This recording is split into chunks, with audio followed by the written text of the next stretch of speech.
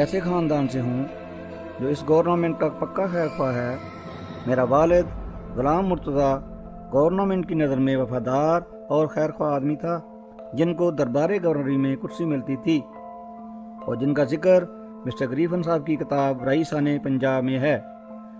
اور 1857 میں انہوں نے اپنی طاقت سے بڑھ کر سرکار انگریز کی مدد کی تھی، یعنی 50 سوار اور گھوڑے بہم پہنچا کر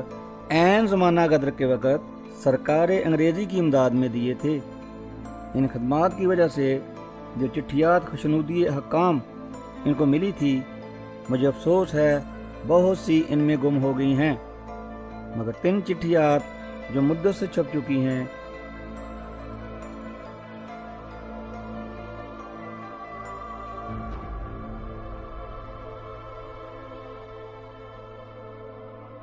أشهد أن محمد رسول